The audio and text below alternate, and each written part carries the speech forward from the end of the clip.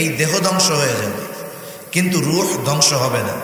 রূহ শুধু স্থান পরিবর্তন করবে। যেমন আল্লাহ সুবহানাহু ওয়া তাআলা এই পৃথিবীতে যত মানুষ এসেছে, যত মানুষ আছে, যত মানুষ আসবে, সকলের রূহ আল্লাহ তাআলা আদম আলাইহিস সালাতু ওয়াস সালামের দেহ থেকে, পৃষ্ঠদেশ তথা পিঠ থেকে আল্লাহ তাআলা একত্রে বাহির করেছেন। সেই দৃষ্টিকোণ থেকে আমরা এ দুনিয়াতে আসার আগে আমরা প্রত্যেকেই আলমে আরওয়াহ, রূহের জগতে আমরা ছিলাম। এরপরে ওখান থেকে আমরা এসেছি আলমে বতন, মায়ের পেটের মধ্যে কিছুদিন ছিলাম। ওখান থেকে আমরা এসেছি আলমে দুনিয়ায়। এখানেও নির্দিষ্ট মেয়াদের একটা সময় আমরা অবস্থান করব।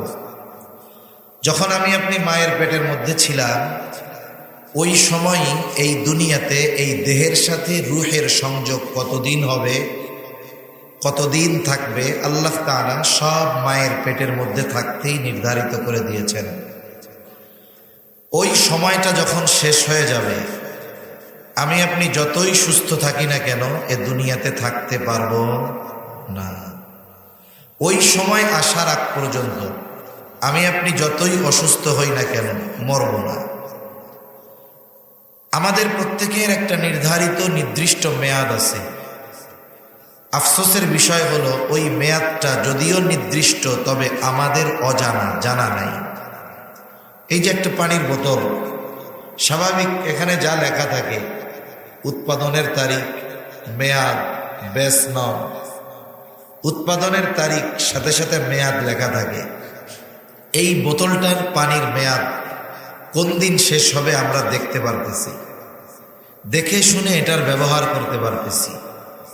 আমাদের এই জাগতিক দুনিয়ার মেয়াদ কখন শেষ হবে ওটাও নির্ধারিত আছে, তবে বোতলের গায়েরটা লেখা আছে দেখা যায়, আমাদেরটাও লেখা আছে তবে দেখা যায় না।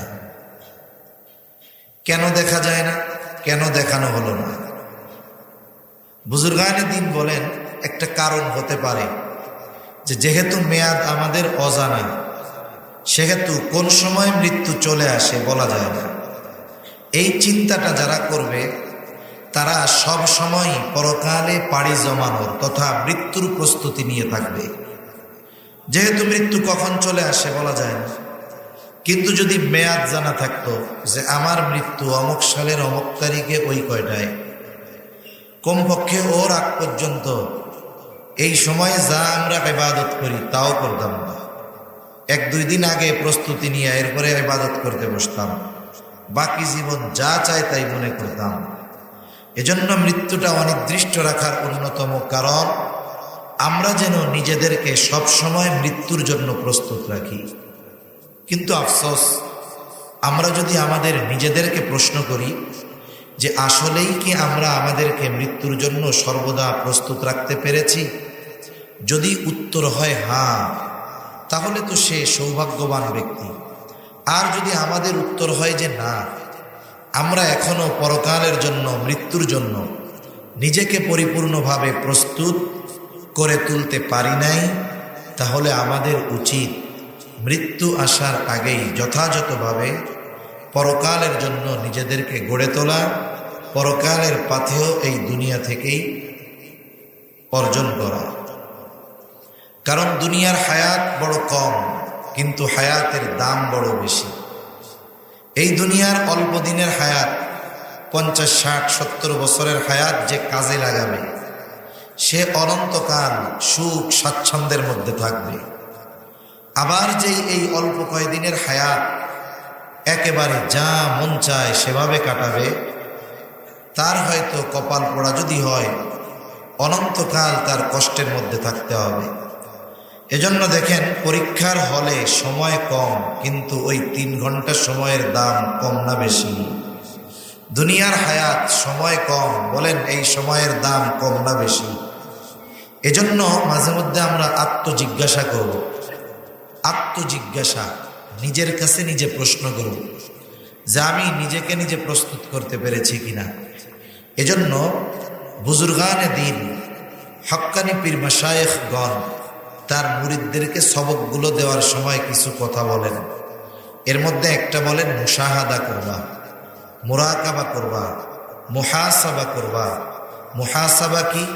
বলে নিজের সাথে নিজে হিসাব করবা, জীবনের দৈনিকের হিসাব করবা। রাতের বেলার শোয়ার ঘুমানোর আগে শুয়ে শুয়ে 5টা মিনিট ভাববা যে সারাদিন তুমি যেই কাজগুলো করেছ, এই কাজগুলোর মধ্যে ভালো কাজ বেশি নাকি গুনার কাজ বেশি। এবার একটু হিসাব করো যে আজকের দিনে তোমার গুনাহ বেশি হলো নাকি সওয়াব বেশি হলো। এভাবে যদি দৈনন্দিন হিসাব করায় অভ্যস্ত আমরা হই, তাহলে আশা করা যায় একটা সময় আমার জীবন এমন হবে, আমি রাতে যখন হিসাব করব দেখব সারাদিন ভালো কাজ বেশি, গুনার কাজ নাই। সুবহানাল্লাহ। সেজন্য আমরা নিজের সাথে নিজে হিসাব করব, মুহাসাবা করব। তাহলে আখিরাতের ফলাফল বের হয়ে যাবে যে আখিরাতে আমাদের অবস্থা কি হতে পারে। সম্মানিত সুধী, এ দুনিয়ার হায়াত কম, কিন্তু এই দুনিয়ার হায়াতের দাম অনেক বেশি। আমাদের অঞ্চলে যখন কোনো মানুষ মারা যায়, সময় যখন শেষ হয়ে যায়, রূহ যখন বের হয়ে যায়, একটা সময় চলে আসবে, মালাকুল মউত ওই যথা সময়ে হাজির হয়ে যাবে। এক মুহূর্ত দেরিও করবে না, এক মুহূর্ত আগেও আসবে না, একেবারে ফিক্সড টাইমে হাজির হবে। আল্লাহ তাআলা কোরআনুল কারীমের মধ্যে সে কথা বলেন। আল্লাহ তাআলা বলেন, ফাইযা জাআ আজালুহুম লা ইস্তাখিরুনা সাআতান ওয়া লা ইস্তাকদিমুন। আল্লাহ রাব্বুল আলামিন বলেন, যথা সময়ে মালাকুল মউত মৃত্যু আমার আপনার কাছে চলে আসবে, এক মুহূর্ত আগেও আসবে না, এক মুহূর্ত বিলম্ব করবে না। সময় যদি শেষ হয়ে যায়, সুস্থতা আমাকে বাঁচায় রাখতে পারবে না। আর যদি সময় শেষ না হয়, অসুস্থতা আমার কিছুই করতে পারবে না।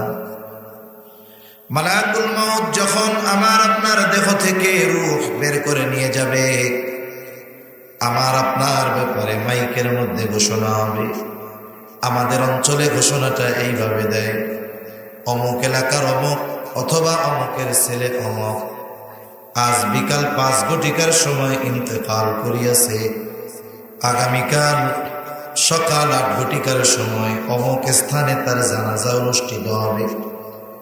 অতএব সকল ধর্মপ্রাণ মুসলমানদেরকে উক্ত মরহুমের জানাজায় অংশগ্রহণ করে তার রূহের মাগফিরাত কামনার জন্য বিশেষভাবে অনুরোধ করা গেল। এই ধরনের কথা আমাদের অঞ্চলেও বলে, আপনাদের অঞ্চলেও বলে, সারা দেশের মধ্যে এই কথাগুলো বলে। এখন মাঝে মধ্যে মসজিদের মাইকে আমরা অন্যের ব্যাপারে এই ঘোষণাগুলো শুনি। একদিন হয়তো আমার আপনার ব্যাপারে এই ঘোষণা দেওয়া হবে। এই ঘোষণা দেওয়ার মধ্যে একটা শব্দ বলে বলে ইন্তেকাল। ইন্তেকাল শব্দটি হলো আরবি শব্দ। ইন্তেকাল শব্দের অর্থ হলো স্থানান্তরিত হওয়া, শেষ হয়ে যাওয়া নয়। তার মানে আমার আপনার ব্যাপারে ঘোষণা দেওয়া হয়, আব্দুর রহিম আব্দুল করিম ইন্তেকাল করিয়াছে, তার মানে সে স্থানান্তরিত হয়েছে। বলে দুনিয়ার জগৎ থেকে ইন্তেকাল করে কোথায় গেল? বলে দুনিয়ার জগৎ থেকে ইন্তেকাল করে সে নতুন আর এক জগতে পদার্পণ করেছে, যেই জগতের নাম হাদিসের ভাষায় হলো আলমে বরজখ। লোকচক্ষুর অন্তরালের একটা জগৎ, যেই জগতে সব কিছু আছে, কিন্তু দুনিয়ার মানুষ ওই জগতের অবস্থা দেখতে পারে না। আলমে বরজখ, একটা মানুষ ইন্তেকালের পরে তার দেহকে কবরস্থ করা হোক অথবা তার দেহটা বাঘে খেয়ে ফেলুক, আগুনে পুড়িয়ে দেওয়া হোক, তার দেহের অবস্থা যা হয় হোক সেটা ভিন্ন কথা, কিন্তু সে স্থানান্তরিত হয়ে আলমে বরজখের বাসিন্দা হয়ে যায়। আলমে বরজখে প্রত্যেকটা মানুষের 2টা অবস্থা থেকে একটা অবস্থা হবে। আলমে বরজখ কারো জন্য হবে শান্তির জায়গা, আবার আলমে বরজখ কারো জন্য হবে কষ্টের জায়গা। কষ্টটা কতটুকু আর শান্তিটা কতটুকু। যে কবরে শান্তি পাবে ও মনে করবে এটাই মনে হয় জান্নাত, এটাই মনে হয় জান্নাত, কারণ এর চাইতে আরামদায়ক আর কিছুই হতে পারে না। ফেরেশতাদের পক্ষ থেকে জবাব হবে, না না, এটা জান্নাত নয়, বরং জান্নাতের মধ্যে তোমার জন্য এর চাইতে কল্পনাতীত নেয়ামত আল্লাহ তাআলা রেখে দিয়েছেন। কারণ হাদিসের মধ্যে আসছে আল্লাহ তাআলা বান্দাদের জন্য কি রাখছেন। আল্লাহ তাআলা বলেন, আ'আদতু লিইবাদিয়াস সালিহিন মা লা আইনুন রাআত ওয়ালা উযুনুন সামিআত ওয়ালা খাতারা আলা কলবি বাশার। নবীজি সাল্লাল্লাহু আলাইহি ওয়াসাল্লাম বলেন, আল্লাহ তাআলা বলেছেন, আমি আমার নেককার বান্দাদের জন্য এমন জান্নাত প্রস্তুত করে রেখেছি, মা লা আইনুন রাআত, যা দুনিয়ার কোনো চোখ কোনোদিন দেখে নাই, ওয়ালা উযুনুন সামিআত, দুনিয়ার কোনো কান সেটা শ্রবণ করে নাই। ওই নিয়ামত এমন নিয়ামত, ওয়ালা খাতারা আলা কলবি বাশার, ওই নিয়ামতের বিষয়টা দুনিয়ার কোনো মানুষ চিন্তাও করতে পারে না। অকল্পনীয় নিয়ামত আল্লাহ তাআলা রাইখা দিয়েছেন। আর ও আলমে বরজখের শান্তি পেয়ে মনে করবে এটাই মনে হয় জান্নাত। ফেরেশতারা তাকে যখন বলবে জান্নাতের নিয়ামতের তুলনায় এটা কোনো কিছুই না, তখন ওই লোকটা আল্লাহর কাছে বলবে, আল্লাহ আমাকে আমার জান্নাতে যাওয়ার ব্যবস্থা করে দেন। আর ফেরেশতা বলবে, ওইটা তোমাকে কিয়ামতের পরে দেওয়া হবে। লোকটা আল্লাহর কাছে বলতে থাকবে, আল্লাহ আপনি যথাদ্রুত সম্ভব কিয়ামত কায়েম করেন, আমি আমার চিরন্তন বাসস্থান সেই জান্নাতে যেতে চাই।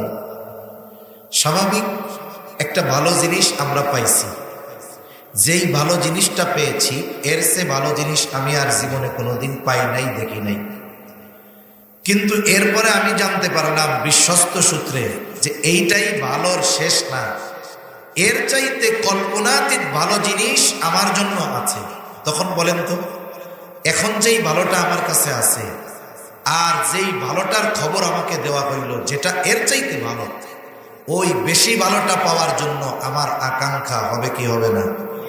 এজন্য ওই মানুষ যার কবরটা জান্নাতের বাগান, সে আল্লাহর কাছে দোয়া করতে থাকবে, আল্লাহ যথাদ্রুত সম্ভব কিয়ামত কায়েম করেন, যাতে আমি আমার ওই নিয়ামত পরিপূর্ণ বাসস্থানে যাইতে পারি। আবার যার কবরটা জাহান্নামের গর্ত হবে, কারণ হাদিসের মধ্যে আসছে কারো কবর হবে তথা কারো আলমে বরজখের অবস্থা এমন হবে, রাউদাতুম মিন রিয়াদিল জান্নাহ, তার ওই কবরটা হবে জান্নাতের বাগান।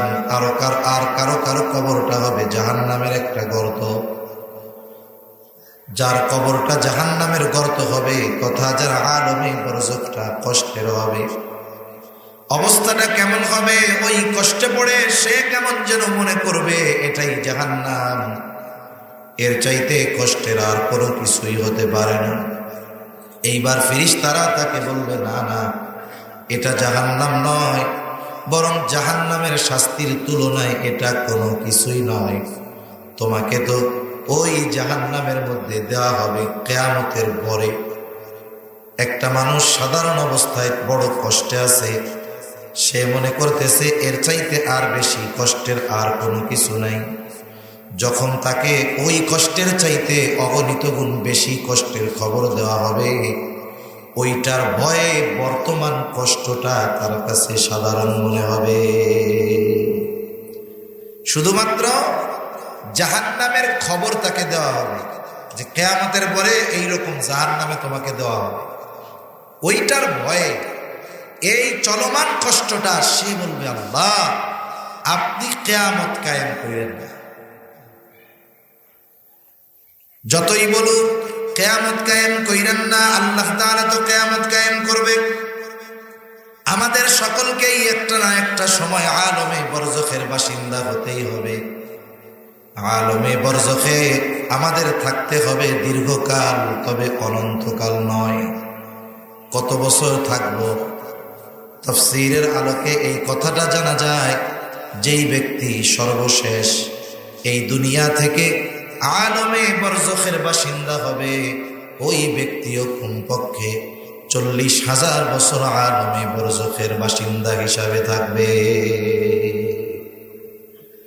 আমাদের হিসাব কত জানি না, তবে যেই ব্যক্তি সর্বশেষ দুনিয়া থেকে ইন্তেকাল করবে, সেও কমপক্ষে কত হাজার বছর? 40,000 বছর। আল্লাহ তাআলা কোরআনুল কারীমের মধ্যে জানিয়ে দেন, একটা সময় এই দুনিয়াতে মানব সভ্যতার ইতি ঘটবে, মানব জাতির অবসান ঘটবে প্রথমবার সিংহায় ফুৎকারের মাধ্যমে।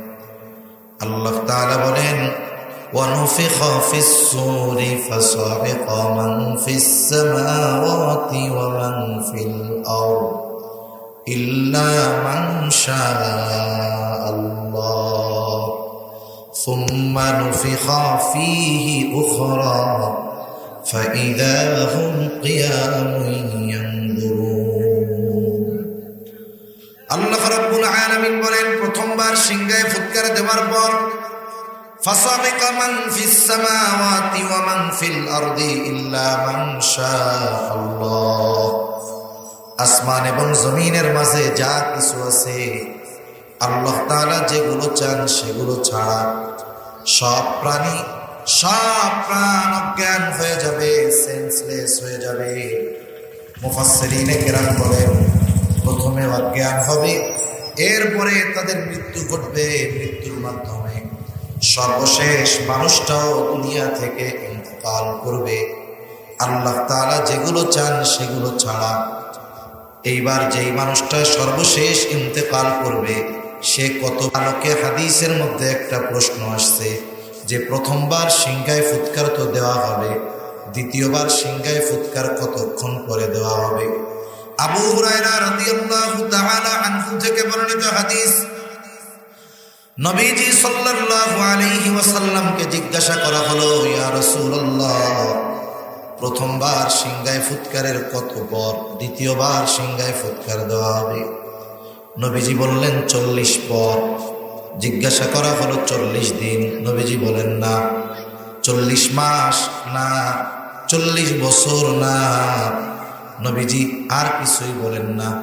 এর দ্বারা বোঝা গেল এরপরের প্রশ্নটা হয়তো 40,000 বছর পর নাকি। এরপরে আর কোনো প্রশ্ন করা হয় নাই। এই প্রশ্নগুলো আরো কিছু হাদিসের আলোকে মুফাসসিরিনে কেরাম বলেন, এই কথাটা বুঝে আসে যে প্রথমবার সিংহায় ফুৎকারের কমপক্ষে 40,000 বছর পর দ্বিতীয়বার সিংহায় ফুৎকার দেওয়া হবে। আল্লাহ তাআলা বলেন, ওয়ানুফিখা ফিস-সূর ফাসাইকা মান ফিস-সামাওয়াতি ওয়া মান ফিল-আরদ ইল্লা মান শাআল্লাহ সুম্মা নুফিখা ফীহি উখরা ফাইযা হুম কিয়ামুন ইয়ানজুরুন। অতঃপর আবার সিংহায় ফুৎকার দেওয়া হবে। সুম্মা নুফিখা ফীহি উখরা, এই সুম্মার মধ্যে পার হয়ে যাবে কমপক্ষে 40,000 বছর। সুবহানাল্লাহ। দ্বিতীয়বার সিংহায় ফুৎকারের পরে কি হবে? ফাইদা হুম কিয়ামুন ইয়ানজুরুন, যাকে যেখানে কবরস্থ করা হয়েছে প্রত্যেকে তার অবস্থান স্থল থেকে উঠে দাঁড়িয়ে যাবে, চারদিকে তাকিয়ে দেখতে থাকবে কি হচ্ছে অবস্থা। আল্লাহ তাআলা সূরা ইয়াসিনের মধ্যে আরেক জায়গায় বলেন, ওয়ানুফিখা ফিস-সূরি ফাইযা হুম মিনাল আজদাসি ইলা রাব্বিহিম ইয়ানসিলুন। আল্লাহ তাআলা বলেন, এখানে দ্বিতীয়বার সিংহায় ফুৎকার উদ্দেশ্য।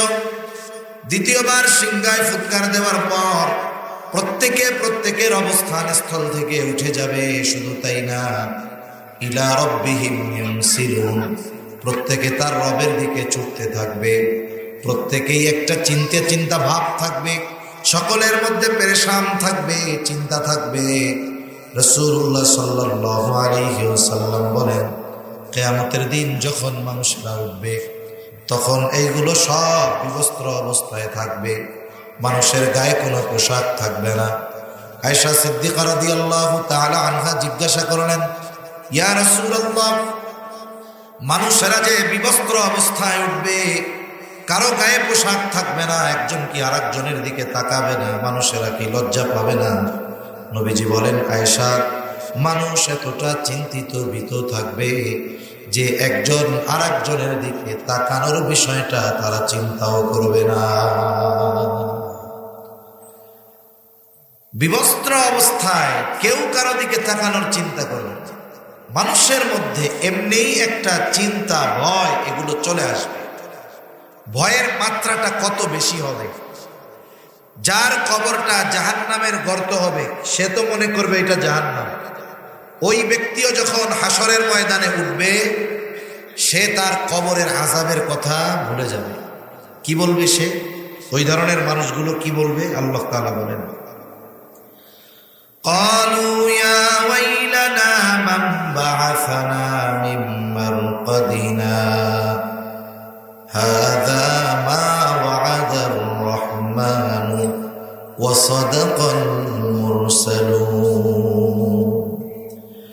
ওই ধরনের মানুষেরা বলবে, ইয়া ওয়াইলানা মান বাআসানা মিন মারকাদিনা, হায় দুর্ভোগ, কে আমাদেরকে আমাদের অবস্থান স্থল থেকে জাগায় দিল। ওরা মনে করবে, ওরা মনে হয় ঘুমায়াছিল। মান বাআসানা মিন মারকাদিনা, কে আমাদেরকে জাগায় দিল। জাগানো কাকে হয়? বলে যে ঘুমায় থাকে তাকেই জাগানো হয়। ওই জাহান্নামের আযাব যারা ভোগ করতেছিল কবরের মধ্যে, মনে করতেছিল এটাই মনে হয় জাহান্নাম। এত তীব্র কঠিন শাস্তির মধ্যে যারা ছিল তারাও যখন হাসরের ময়দানে উঠবে, শুধুমাত্র হাসরের ময়দানের অবস্থা দেখে কবরে যে এত কষ্টে ছিল সেই কথাটা তারা ভুলে যাবে।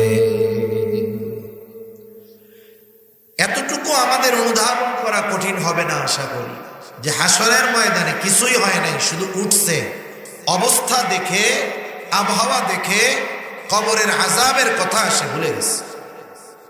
যেমন মাঝে মধ্যে ভর দুপুরবেলা, বিশেষ করে বৈশাখ মাসে প্রচণ্ড রোদ, আকাশ পুরা পরিষ্কার, 5 মিনিটের মধ্যে গোটা আকাশ একেবারে অন্ধকারাচ্ছন্ন হয়ে যায় মেঘে, ঠিক না? বৃষ্টি টিষ্টি কিছুই হয় নাই, ঝড়ও নাই, শুধু একটু মেঘে কালো অন্ধকার হয়ে গেছে। ওই সময়টা মানুষের মধ্যে অটোমেটিক একটা ভয় কাজ করে। কিছুই কিন্তু হয় নাই, শুধু আকাশটা একটু পরিবর্তন হয়েছে। একটু আগে আলো ছিল, এখন অন্ধকারাচ্ছন্ন হয়ে গেছে। এতটুকু দেখেই আমাদের অন্তরের মধ্যে একটা ভয়, একটা চিন্তা কাজ করে, ঠিক না? কিয়ামতের ময়দানের আবহাওয়াটা কেমন হবে, অবস্থাটা কেমন থমথমে বিরাজ হবে, যে কিছুই হবে না, শুধুমাত্র উঠেই তাদের অবস্থা এমন হবে, ভুলে যাবে। কি বলবে তারা? বলবে, কে আমাদেরকে আমাদের অবস্থান স্থল থেকে জাগায় দিল? মুমিনরা অথবা ফেরেশতারা তাদের এই কথার জবাবে বলবে, হাদা মা ওয়াদার রহমানু ওয়া সাদাকাল মুরসালুন। মুমিনরা অথবা ফেরেশতারা জবাবে বলবে, হাদা মা ওয়াদার রহমান, এটা হলো দয়াময়ের সেই প্রতিশ্রুত দিবস, যেই দিবসের ওয়াদা আল্লাহ তাআলা দিয়েছেন। ওয়া সাদাকাল মুরসালুন, যেই দিবসের সত্যায়ন সব রাসূলগণ করেছেন। দুনিয়ায় কোনো নবী নাই, রাসূল নাই যারা তার উম্মতদেরকে কিয়ামতের দিবসের কথা বলে নাই, হাসরের কথা বলে নাই, হিসাবের কথা বলে নাই। সব নবী রাসূল তার উম্মতদেরকে এই দিবসের কথা বলেছে। আল্লাহ তাআলা এই দিবস সংগঠিত করার ওয়াদা দিয়েছেন, রাসূলগণ সেটার সত্যায়ন করেছে। এটাই হলো সেই দিবস, যেই দিবসের এক নাম হলো ইয়াউমুল কিয়ামা, যেই দিবসের এক নাম হলো ইয়াউমুল জাযা, যেই দিবসের এক নাম হলো ইয়াউমুল হাসর, যেই দিবসের এক নাম হলো ইয়াউমুদ্দিন। এই দিবস একত্রিতকরণ দিবস। পৃথিবীর শুরু থেকে নিয়ে সব মানুষকে ওই দিন আল্লাহ তাআলা একত্রিত করবেন। ওই দিবসের এক নাম হলো ইয়াউমুল হিসাব, কারণ ওই দিবসে আল্লাহ তাআলা সকলের হিসাব নিবেন। ওই দিবসের নাম ইয়াউমুল জাযা, প্রতিদান দিবস। কেন? বলে দুনিয়ার মানুষের তার কর্মের পূর্ণ প্রতিদান আল্লাহ তাআলা ওই জায়গায় দিবে। এজন্য মাঝে মধ্যে বুজুর্গানে দিন বলে না, দুনিয়া হলো পরীক্ষার জায়গা, ফলাফল তো আসল জায়গায় হবে। দুনিয়াতে যে যেমন লিখছে তার ফলাফল আখিরাতে ওরকমই হবে। আল্লাহ রাব্বুল আলামিন বলেন, ওয়া ইন্নামা তুওয়াফাউনা উজুরাকুম ইয়াওমাল কিয়ামাহ ফামান যুহজিহা আনিন নার ওয়া উদখিলাল জান্নাতা ফাকাদ ফাজ। আল্লাহ রাব্বুল আলামিন বলেন, কিয়ামতের দিন মানুষকে তার দুনিয়ার কর্মের পূর্ণ প্রতিদান দেওয়া হবে। ওয়া ইন্নামা তুওয়াফাউনা উজুরাকুম ইয়াওমাল কিয়ামাহ ফামান যুহজিহা আনিন নার ওয়া উদখিলাল জান্নাতা ফাকাদ ফাজ। যাকে ওই দিন আগুন থেকে বাঁচানো হবে, অর্থাৎ যাকে জাহান্নাম থেকে বাঁচানো হবে, জান্নাতে প্রবেশ করানো হবে, আল্লাহ তাআলা বলেন ফাকাদ ফাজ, ওই লোকটাই হবে আসল সফল লোক। তার মানে এই বিষয়টাও আমাদের খেয়াল রাখার দরকার। দুনিয়ার টাকা পয়সা, ধন দৌলত, প্রভাব প্রতিপত্তি, সুস্থতা, বড় পদ পদবি এটা আসল সফলতা নয়। যদি কোনো মানুষ কিয়ামতের দিন নাজাত পেয়ে যায়, ও হয়ে যাবে আসল সফল। আর যদি দুনিয়াতে যারা এগুলো পেয়েছে আখিরাতে সফল হতে পারলো না, এর মতো ব্যর্থ আর কেউ নাই। এজন্য আমরা তো দুনিয়ার সফলতার চেষ্টা প্রচেষ্টা করি, আমাদের উচিত আখিরাতের সফলতার চেষ্টা প্রচেষ্টাও এই দুনিয়াতে গুরুত্ব সহকারে করা, যাতে করে আখিরাতে আমাদের বিফলদের তালিকায় না যেতে হয়। ঠিক কিনা বলেন? দুনিয়াতে কেউ যদি ফেইল হয়, একটা প্রবাদ আছে ইংরেজিতে, failure is the pillar of success, নাকি এরকম একটা প্রবাদ আছে না? দুনিয়াতে কেউ যদি কোনো বিষয়ে ফেল হয়, ওই ফেলটাকে সে সামনে রেখে পরবর্তীতে সফলতার বীজ বপন করতে পারে। কিন্তু আখিরাতে যে বিফল হবে, ফেল হবে, বলেন তো পুনরায় সফলতা অর্জনের চেষ্টা প্রচেষ্টা করার সুযোগ তার কি আর আছে? তার নাই। এজন্য এই দুনিয়াতে থাকতেই আমরা আখিরাতের সফলতা অর্জনের সর্বোচ্চ প্রচেষ্টা করব। আর একটা বিষয় আমরা মনে রাখবো যে আল্লাহ তাআলা দুনিয়াতে কখনো কারো কর্মের পূর্ণ প্রতিদান দেন না। দুনিয়াতে অনেক মানুষ ভালো কাজ করে, কেউ যদি এই আশা করে যে আমি আমার ভালো কাজের সব প্রতিদান দুনিয়ায় চাই, হবে না। ইমানদার ভালো কাজ করলে তার ওই ভালো কাজের প্রতিদান আল্লাহ তাআলা দুনিয়াতেও দেন, আখিরাতেও দেন। যদি কোনো ভালো কাজ বেঈমান করে, যার ঈমান নাই, বেঈমান ভালো কাজ করে, তাদের ভালো কাজের প্রতিদান যতটুকু দিবেন আল্লাহ দুনিয়াতেই দিয়ে দেন, আখিরাতে তার কোনো কিছু নাই। কিন্তু ইমানদার যখন ভালো কাজ করে, ইমানদারের এই ভালো কাজের প্রতিদান আল্লাহ তাআলা দুনিয়াতে সামান্য দেন, আখিরাতে বেশি দেন, পরিপূর্ণভাবে দিবেন। এই জন্য অনেক সময় দুনিয়াতে ভালো কাজ করে আমরা চিন্তা করি এত ভালো কাজ করলাম, কিন্তু আল্লাহ কিছু দেয় না, আমার আফসোসের কোনো কিছুই নেই। আপনার আমার ভালো কাজের প্রতিদানগুলো আল্লাহ পরিপূর্ণভাবে কিয়ামতের দিন দিবে। আবার দুনিয়াতে যারা মন্দ কাজ করে, জালেম, জুলুম করে, অত্যাচার করে, আমরা আফসোস করি আহারে জালেমগুলা হায়াত পায় বেশি, জালেমগুলা সহজে অসুস্থ হয় না, এইগুলা সহজে অসুস্থ হয় না, মরেও না। এখন কেন? আল্লাহ তাআলা দুনিয়ায় অনেক সময় জালেমদেরকে জুলুম করার সুযোগ দেন, পাপীদেরকে পাপ করার সুযোগ দেন। কেন দেন? বলে ও যত পাপ করবে শাস্তির মাত্রা আল্লাহ তত বাড়াবে। একজন যদি একতলা থেকে পড়ে যায়, মোটামুটি শক্তপোক্ত হলে কিছুই হবে না। ওই লোকটা যদি 10 তলা থেকে পড়ে, বলেন তো ওর অস্তিত্ব থাকবে নাকি? আলু ভর্তা হয়ে যাবে না? এই জন্য একজন জালেম যখন জুলুম পাপ বাড়তে থাকে, তার বুঝবেন এই জুলুম বাড়ার সাথে সাথে তার শাস্তির পরিমাণও আল্লাহ তাআলা বাড়াচ্ছেন। এজন্য আল্লাহ তাআলা অনেক সময় জালেমকে জুলুমের সুযোগ দেন। কেন? বলে তার শাস্তি বাড়ানোর জন্য। দুনিয়াতে যারা মন্দ কাজ করে, মন্দ কাজের পূর্ণ প্রতিদান আল্লাহ তাআলা দুনিয়ায় দেবেন না। আল্লাহ তাআলা জানায় দেন আখিরাতে তার মন্দ কাজের পূর্ণ প্রতিদান আল্লাহ তাআলা দিবে। এই জন্য দুনিয়াতে যারা পাপাচারে লিপ্ত, জুলুমে লিপ্ত, তাদেরকে যদি আমরা সাময়িক সুখ, স্বাচ্ছন্দ্য, শান্তির মধ্যে দেখি, আফসোস করার কোনো কিছুই নাই যে এত জুলুম করে এরপরেও আল্লাহ এর এত ভালো রাখছে। এই জন্য আফসোস করার কোনো কারণ নাই, কারণ ওই জালেমের জুলুমের পূর্ণ প্রতিদান আল্লাহ তাআলা কিয়ামতে তাকে প্রদান করবে। তাহলে ওই দিন আমাদের দুনিয়ার কর্মের ফলাফল প্রতিদান আল্লাহ তাআলা দিবেন। প্রতিদান দেওয়ার আগে এই দুনিয়াতে আমরা যেই কর্মগুলো করেছি, কাজ করেছি, এই কাজের ফলাফল, ফাইল আল্লাহ তাআলা আমাদের কাছে পৌঁছায়া দিবেন। হাশরের ময়দানে কয়েকটা সময় এমন হবে মানুষ সবচাইতে বেশি চিন্তিত, ভীত থাকবে, একেবারে নিস্তব্ধ, নীরব হয়ে যাবে কিয়ামতের ময়দান। আপনারা সজাগ আছেন তো? ঘুম আসতেছে না তো আপনাদের? আমি আবার এইভাবেই কথা বলতে থাকি। এখন অনেকে যখন আমার ওয়াজ শুনে মাঝে মধ্যে আমারে বলে, হুজুর আমার ঘুম না আসলে আপনার ওয়াজ ছেড়ে দেয়। এখন আমি আমার মনে হয় মাঝে মধ্যে এরকম, তাহলে আমার ওয়াজ মনে হয় ঘুমের ওষুধ। তাহলে আমি যেভাবে বলতেছি একভাবে, আপনাদের আবার ঘুম চলে আসলে তো সমস্যা। সজাগ আছেন তো? একটু তাকবীর দেন তো, নারায়ে তাকবীর, নারায়ে তাকবীর। মাশাআল্লাহ, একটু খেয়াল দিয়ে শুনুন। হাশরের ময়দানে কয়েকটা মুহূর্তে, কয়েকটা সময় মানুষ একেবারে নিস্তব্ধ থাকবে, কোনো কথা হবে না, সকলে চিন্তিত থাকবে, ভীত থাকবে, কি হতে যাচ্ছে। এর মধ্যে একটা সময় হলো যখন আমলনামা দেওয়ার ঘোষণা দেওয়া হবে। আমার আপনার দুনিয়ার কর্মের যেই আমল ফাইল, সেটা আমার আপনার কাছে পৌঁছায় দেওয়া হবে।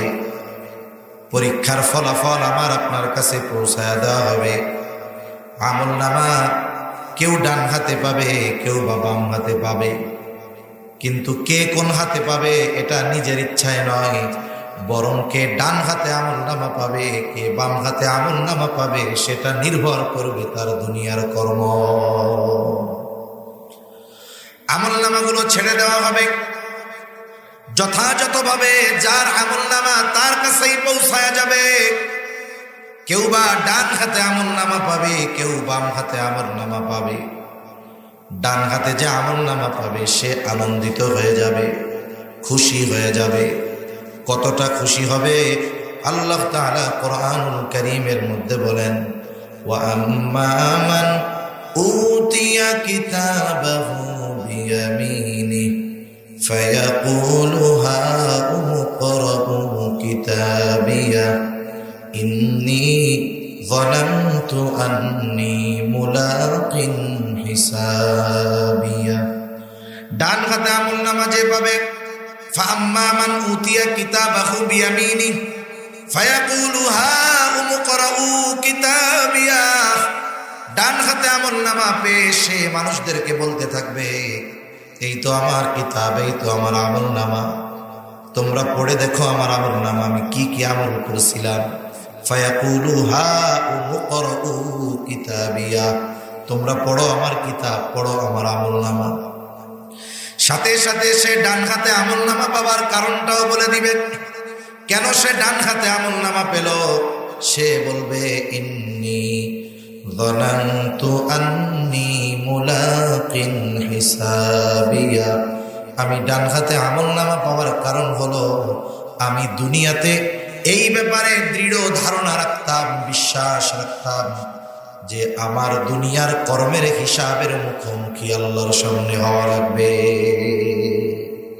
আমি দুনিয়াতে এই বিশ্বাস করেছি যে আমি যেই কর্মগুলো দুনিয়াতে করছি, এই কর্মের হিসাবের মুখোমুখি আল্লাহর সামনে হওয়া লাগবে।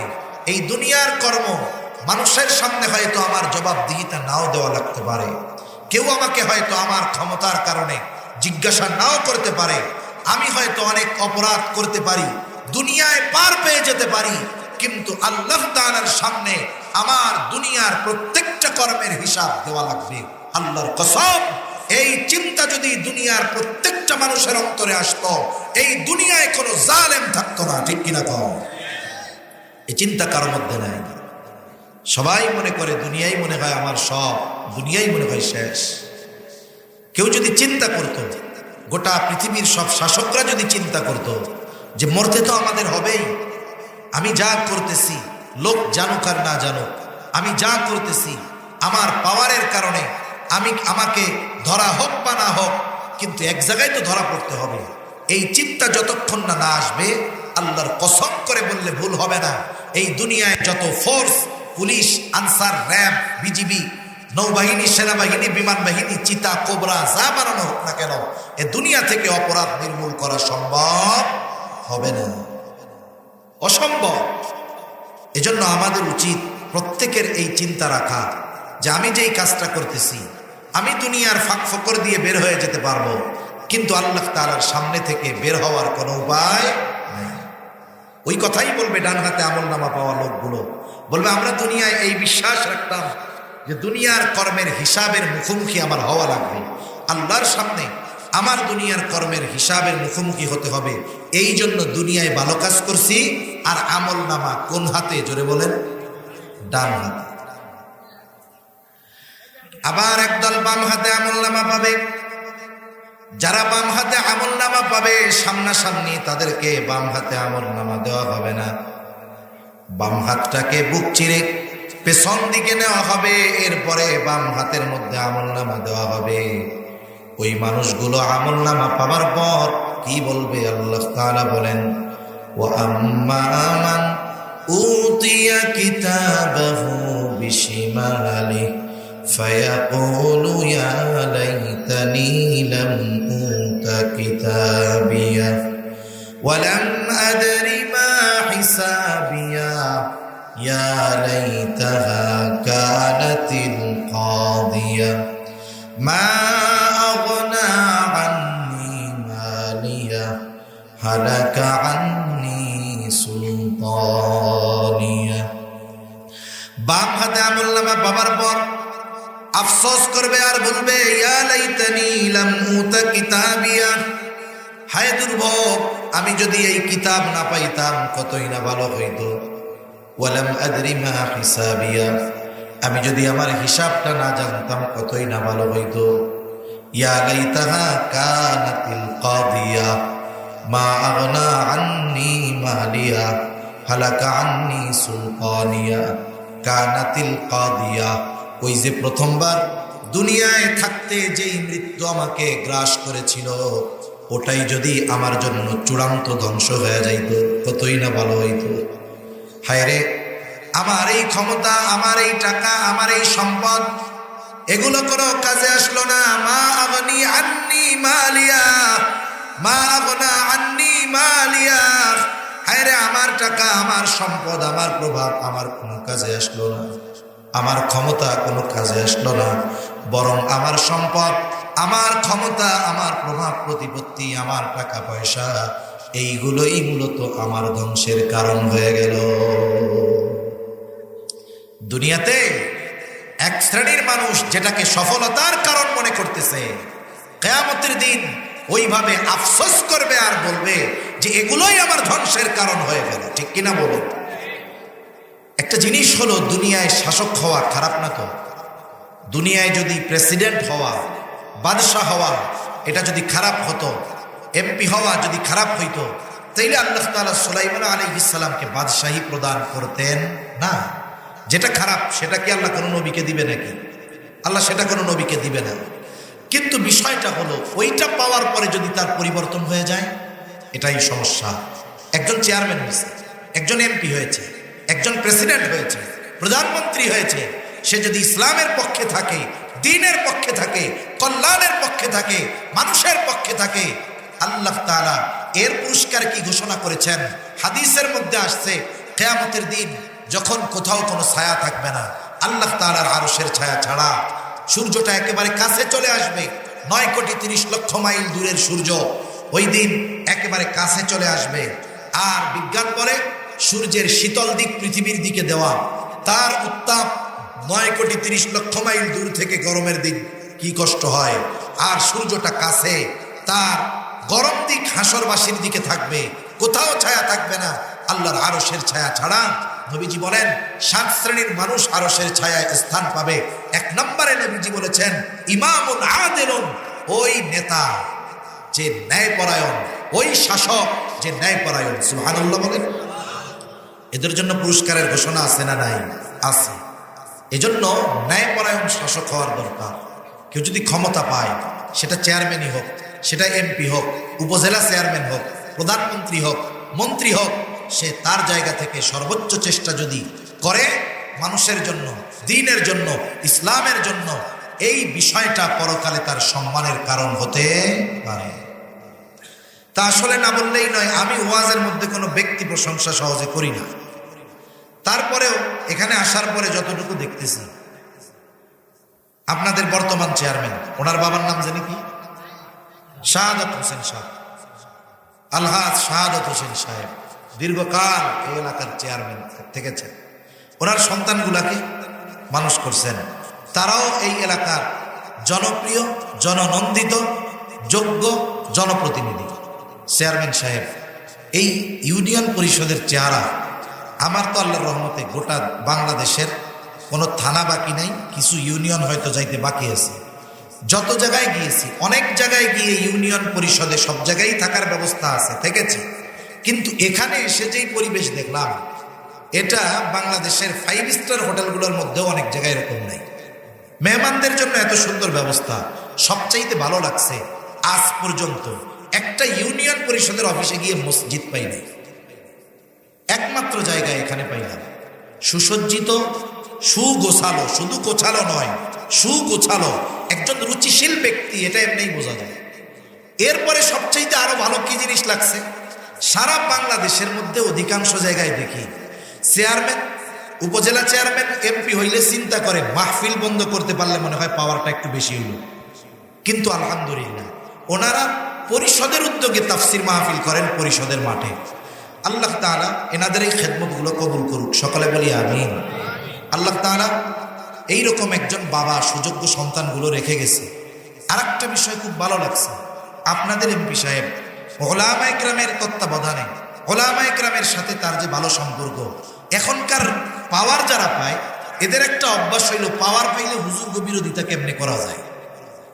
পশ্চিমাদের একটু নজরে পড়ার জন্য এদের উদ্দেশ্য থাকে যে ওলামায়ে কেরাম দাড়ি টুপিওয়ালাদের বিরোধিতা করতে পারলেই হইল। আলহামদুলিল্লাহ আপনাদের এমপি সাহেব, এনারা তো 3 ভাই, তাই না? এমপি সাহেব, উপজেলা চেয়ারম্যান, ইউনিয়ন চেয়ারম্যান, আর একজন আছে। আলহামদুলিল্লাহ এনাদের উদ্যোগ, এনাদের যেই সিস্টেম, অনেক কিছু শুনছি, আলহামদুলিল্লাহ খুব ভালো লাগছে।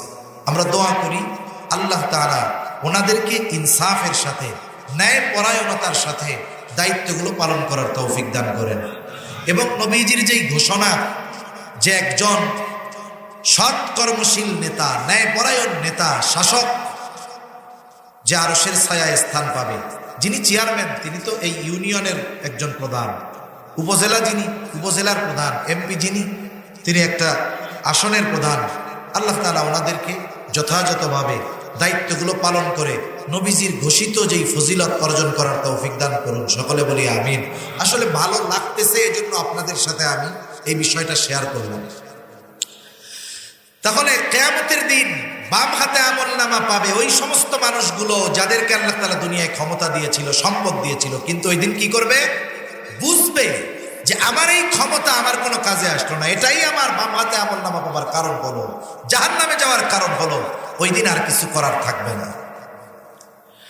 আল্লাহ তাআলা এবার আমলনামাগুলো হাতে পৌঁছিয়ে দিয়ে বলবেন, ইকরা কিতাবাকা কাফা বিনাফসিকাল ইয়াওমা আলাইকা হাসিবা।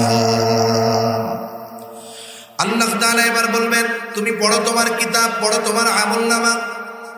কাফা বিনাফসিকাল ইয়াওমা আলাইকা হাসিবা, তোমার নিজের হিসাব নেওয়ার জন্য তুমি নিজেই যথেষ্ট। যেই মানুষটা গণ্ডমূর্খ, দুনিয়ায় নিজের নামটাও লিখতে পারে না, টিপসই দেওয়া লাগে, ওই কিয়ামতের দিন তাকেও তারা আমলনামা পড়বার যোগ্যতা যিনি দান করবেন তিনি কে?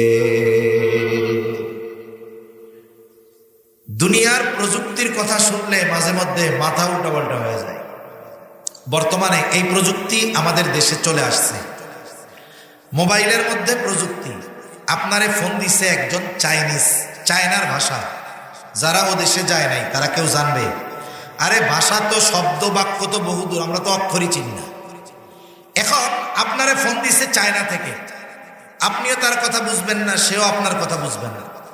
মোবাইলের মধ্যে সফটওয়্যার আছে, আপনি অন করে দিবেন, ও যে কথাগুলো বলবে চায়না ভাষায়, আপনি দিবেন চায়না টু বাংলা, সাথে সাথে ওর কথাগুলো আপনার সামনে বাংলায় লেখা উঠে যাবে। আপনি এবার জবাব দিবেন বাংলা ভাষায়, যেহেতু বাংলায় পড়ছেন বাংলায় জবাব দিবেন, আপনার কথা আবার ওর দেশে গিয়ে চায়না ভাষায় উঠে যাবে। বলেন তো এই প্রযুক্তি 20 বছর আগে আমরা কেউ কল্পনা করছি? অথচ সারা বিশ্বের মানুষের সাথে কমিউনিকেশন, যোগাযোগ রক্ষা করার এই প্রযুক্তি মানুষের মাথায় ঢেলে দিলেন কে? আরো জোরে বলেন কে? ওই আল্লাহর। তো ওটা সাধারণ ব্যাপার যে আমলনামা পড়ার যোগ্যতা দিলেন, ওটা আল্লাহর একটা সাধারণ একটা জিনিস। ডান হাতে আমলনামা, বাম হাতে আমলনামা সকলে পড়তে পারবে।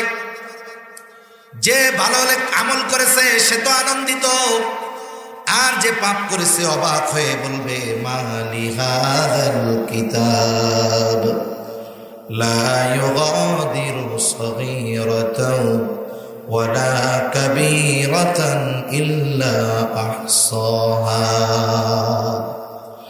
আমলনামা পড়ে বলবে মালি হাযাল কিতাব, আইরে এটা কেমন এক আজীবী কিতাব, লা ইউগাদিরু সগীরাতান ওয়ালা কাবীরাতান ইল্লা আহসাহা। একটা ছোট গুনাহও বাদ যায় নাই, বড় গুনাহও বাদ যায় নাই, ছোট একটা নেকের কাজও বাদ যায় নাই, বড় কোনো নেকের কাজও বাদ যায় নাই। এক কথায় গোটা হায়াতের ক্ষুদ্র থেকে ক্ষুদ্রাতীত, বৃহৎ থেকে বৃহত্তর, ভালো কাজ হোক আর মন্দ কাজ হোক, সব আমলনামার ভিতরে চলে আসবে। আর একজন মানুষ নিজের আমলনামা পড়েই সে বুঝতে পারবে তার ঠিকানা আজকে জান্নাত হবে নাকি জাহান্নাম হবে। সে নিজেই বুঝতে পারবে যে আজকে আমার পরিণতি কি হবে। প্রত্যেকটা প্রাণ তার কর্মের নিকটে আবদ্ধ থাকবে। মুফাসসিরিনে কেরাম বলেন, পরের আয়াতের দ্বারা এটাই বোঝা যায় যারা বাম হাতে আমলনামা পাবে তারা তাদের কর্মের কারণে জাহান্নামে আবদ্ধ থাকবে।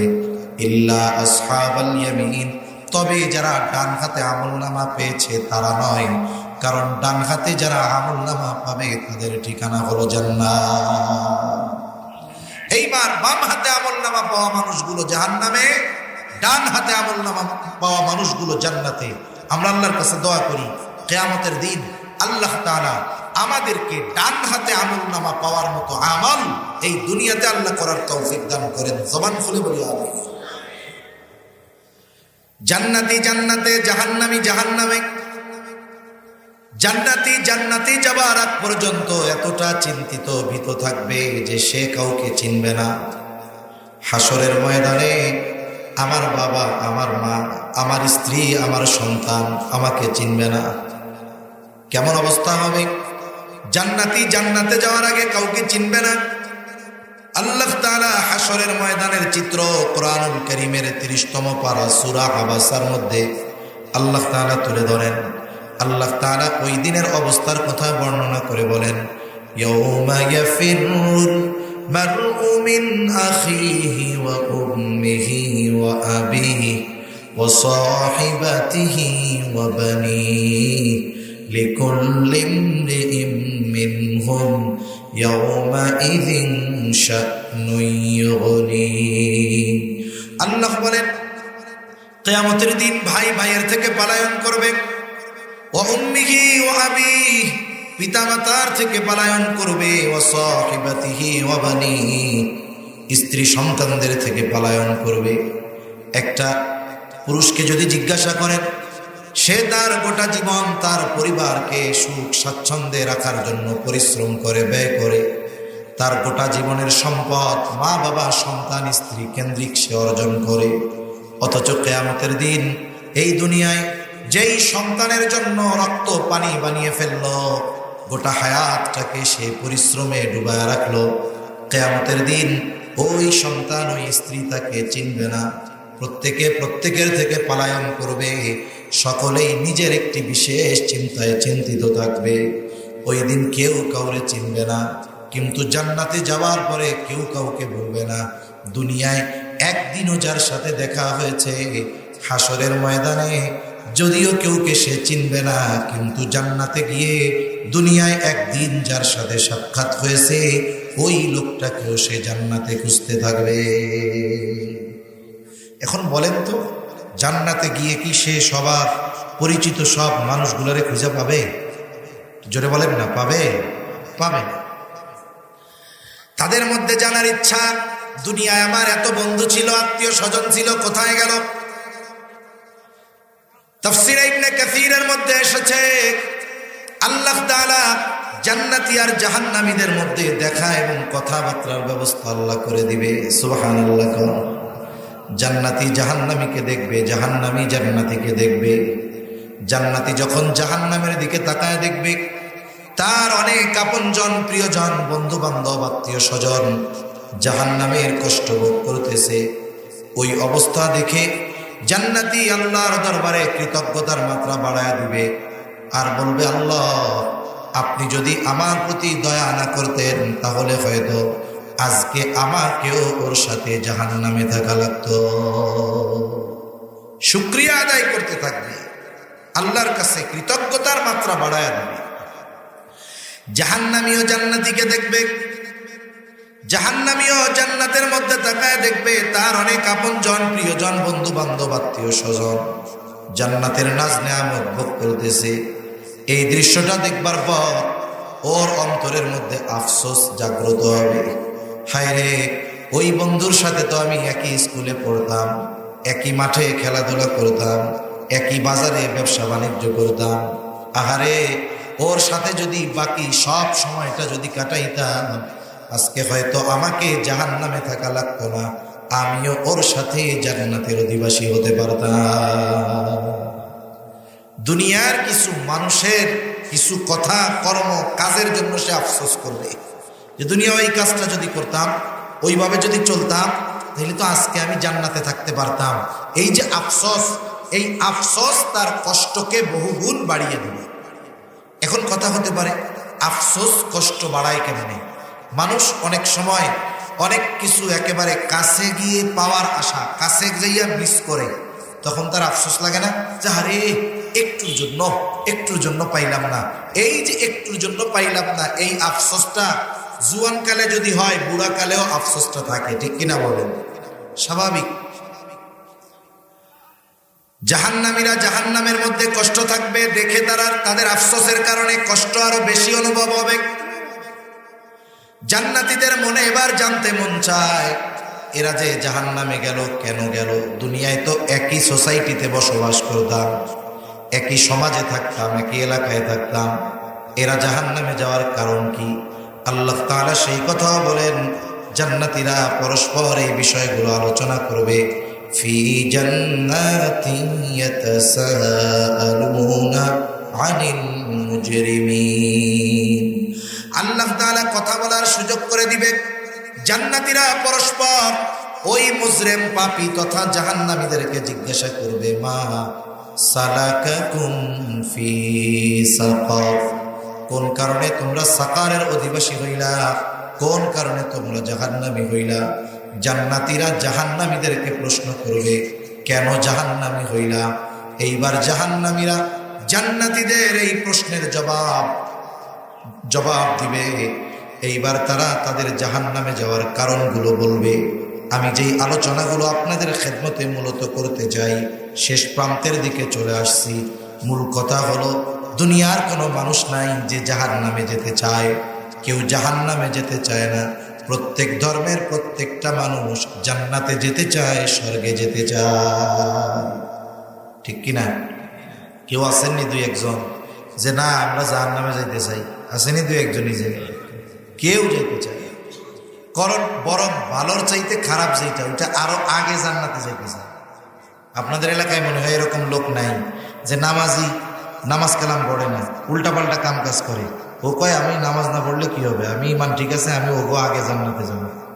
কেন যাবি? ও তো নামাজ কালাম পড়ছে, ওর হিসাব কিতাব দেওয়া লাগবে। আমি তো পড়ি নাই, আমার তো হিসাব নাই, আল্লাহ মাফ করে দিতে পারে, জান্নাতে চলে যাবে। শয়তান চিন্তা করে তোর মতো লোকই তো দরকার আমার, ঠিক না? সেই বেটা ইবাদত কইরা ভয় আছে যে জান্নাতে যাইতে পারি কিনা, আর ও ইবাদত না কইরা নিশ্চিন্তে আছে যে ওর আগে আমি জান্নাতে চলে যাব। এজন্য আমরা কেউ জাহান্নামে যেতে চাই না। জাহান্নাম থেকে যদি বাঁচতে চাই, জাহান্নামীরা কেন জাহান্নামে গেল ওই কারণগুলো জানার দরকার। ওই কারণগুলো যদি আমাদের মধ্যে থাকে, আমরা যতই জান্নাতের দাবিদার হই কাজ হবে না। ওই কারণগুলো আমাদের মধ্য থেকে বের করতে পারলেই জান্নাতে যাওয়া যাবে, ঠিক কিনা বল? আমি বেশি সময় আর কষ্ট দিব না আপনাদের, বেশি সময় কষ্ট দিব না। এমনি 1 ঘন্টা 1 ঘন্টার উপরে কথা বলি না, 1 ঘন্টা পার হয়ে গেছে। 20-25 মিনিট সবরের সাথে ধৈর্যের সাথে শোনা যাবে তো ইনশাআল্লাহ।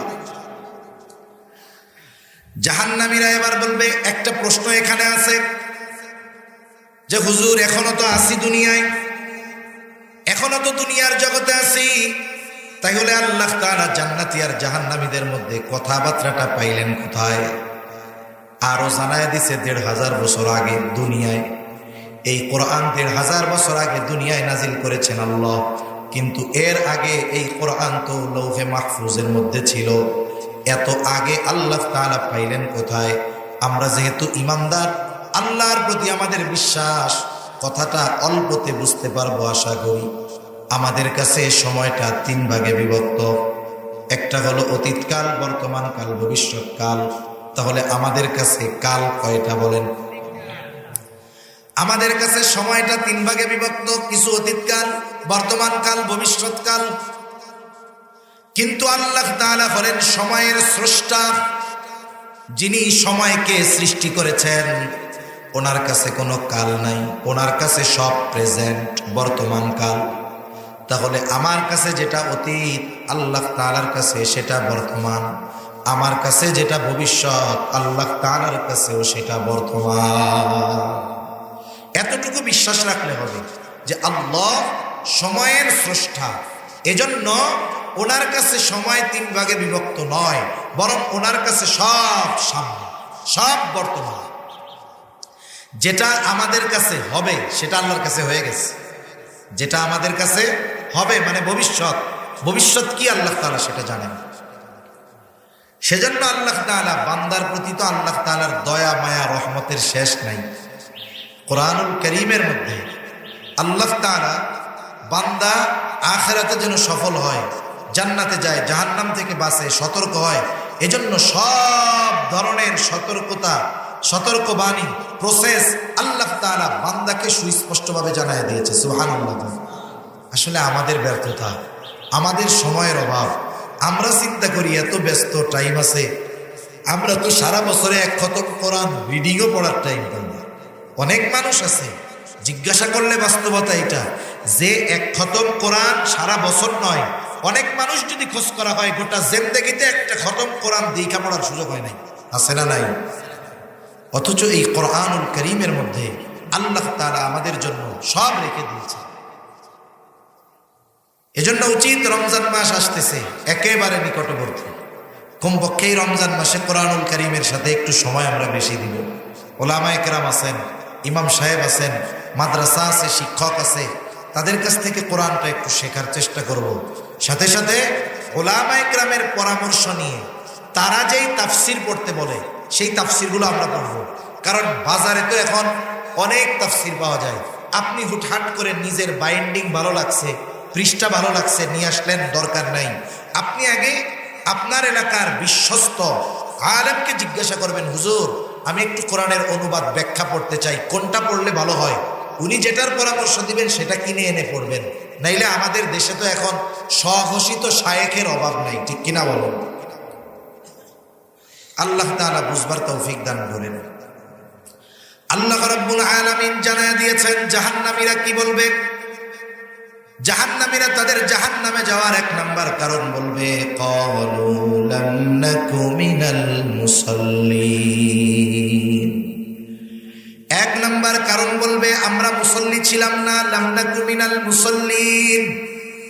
মুসল্লি কাকে বলে? সপ্তাহে 1 দিন মসজিদে হাজিরা দিলে সে মুসল্লি নয়।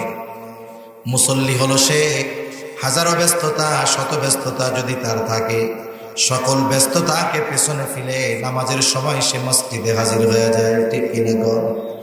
মসজিদের সাথে যাদের সম্পর্ক এদের জন্য আলাদা ফজিলত।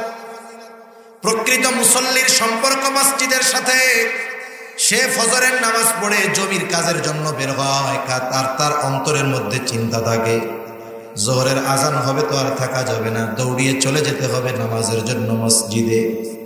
এই যে মসজিদের সাথে তার একটা কানেকশন, লাভটা কি? বলে কিয়ামতের দিন 7 শ্রেণীর মানুষের মধ্যে যারা আরশের ছায়া পাবে তারাও একজন। তারা কারা? বলে রজুলুন কলবুহু মুআল্লাকুম ফিল মাসাজিদ। ওই ব্যক্তি আরশের ছায়ায় স্থান পাবে যার অন্তরটা সর্বদা মসজিদের সাথে লাগানো থাকতো। সে সব সময় মসজিদে থাকতো তা নয়, তার অন্তর মসজিদের সাথে লাগানো থাকতো। যেমন আপনাদের এলাকায় কিছু ছেলে পেলে প্রবাসে আসেনি, আসে না, বিদেশে থাকে, দেখবেন মার কাছে ফোন দেয়, আব্বার কাছে ফোন দেয়। প্রবাসে তো কেউ নাই, প্রবাসে যারা আছে আসলে এদের যে কত কষ্ট। এরা আছে ওখান থেকে মাঝে মধ্যে ফোন দেয় মার কাছে, বলে মা আমি তো আছি সৌদি আরব, আমার দেহটা সৌদি আরব পড়ে আছে, কিন্তু আমার মনটা পড়ে রয়েছে বাড়ির মধ্যে। আমার দেহ আছে সৌদি, দেহ আছে দুবাই, কিন্তু মনটা পড়ে আছে কোথায়? বাড়ির মধ্যে। ওই জন্য ওই মুসল্লি, আসল মুসল্লি যেখানেই যাক তার মন থাকে মসজিদের মধ্যে। এই লোক যারা এই ধরনের গুণ যারা অর্জন করেছে এরাই প্রকৃত মুসল্লি, আর প্রকৃত মুসল্লি আরশের ছায়ায় স্থান পাবে। সুবহানাল্লাহ। তাহলে তারা বলবে লাম নাকু মিনাল মুসল্লিন, আমরা মুসল্লি ছিলাম না। এখন প্রশ্ন হলো, আমাদের সমাজে কিন্তু অধিকাংশ মানুষ মুসল্লি নয়, অধিকাংশ মানুষ কিন্তু মুসল্লি না।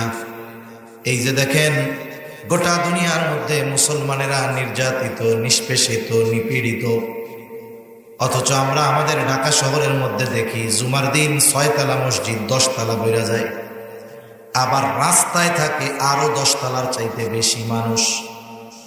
যেই মসজিদে জুমার দিন এমন অবস্থা, ওই মসজিদ মহল্লার মসজিদ, ওই দিনের আসরের নামাজ নিচের কাতারগুলোও সব ভরে না, ঠিক কিনা গণ? আমাদের অবস্থা হলো এইরকম। আবার ওই দিনের ফজরের নামাজে গিয়া দেখবেন প্রথম কাতারটাও ঠিক মতো ভরে না। তাহলে কেমন করে আমরা জালেমের বিরুদ্ধে রুখে দাঁড়াবো? তাহলে তারা বলে আমরা মুসল্লি ছিলাম না, আমরা মুসল্লি হব। এখন আমাদের সমাজে অধিকাংশ মানুষ মুসল্লি নয় কেন, তথা 5 ওয়াক্ত নামাজ পড়ে না কেন? কারণগুলো যদি ঘাটেন, অন্যতম কারণ একটি পাওয়া যাবে, মানুষ তার কর্মের কারণে নামাজ পড়ার সুযোগ পায় না। কৃষক যে নামাজ পড়ে না, জিজ্ঞাসা করেন ভাই জমি নিড়ানি দিতে দিতে মাজা শেষ, নামাজ পড়বো কোন সময়? ভ্যানওয়ালা নামাজ পড়ে না, আরে ভাই কিস্তি উঠাইছি তো সুদের কিস্তি, এইটা দিতে দিতে জীবন শেষ, নামাজ পড়বো কোন সময়? তার মানে দেখেন প্রত্যেকটা মানুষ, অধিকাংশ মানুষ তার কর্মকে সামনে এনে নামাজ না পড়ার কারণ হিসাবে দাঁড় করায়। এখন মানুষ কর্ম করে কেন? ব্যবসায়ী ব্যবসা কেন করে? কৃষক কৃষিকাজ কেন করে? চাকরিজীবী চাকরি কেন করে? ভ্যানওয়ালা কেন ভ্যান চালায়? অটোওয়ালা কেন অটো চালায়? এই যে মানুষ যেই কর্মই করুক না কেন, কর্ম কেন করে?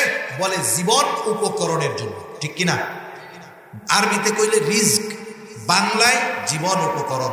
আরো সহজ করেন টাকার লাইগা, কারণ টাকা হইলে তো সবকিছু পাওয়া যায়, প্রয়োজন মিটে। মূল কথা হলো রিজিক উপার্জনের চিন্তায় নামাজ পড়ার টাইম পায় না। কথা বুঝেন নাই? কাজের বাহানাটা যে দেয়, কাজটা কেন করে? বলে রিজিকের জন্য করি। এখন এই রিজিক উপার্জন করতে গিয়ে নামাজ পড়ার টাইম পায় না। এখন আমি আপনাদের জিজ্ঞাসা করি, একটু জবান খুলে জবাব দিবেন, বলেন তো রিজিকের মালিক কে? আর জোরে কে? রিজিকের মালিক আল্লাহ। এটা আমরা মনে প্রাণে বিশ্বাস করি। আমার কর্ম আমাকে রিজিক দেয় না, বরং রিজিক দেন আল্লাহ। রিজিকের মালিক, রিজিক পাওয়ার পদ্ধতি সুস্পষ্টভাবে বলে দিয়েছেন।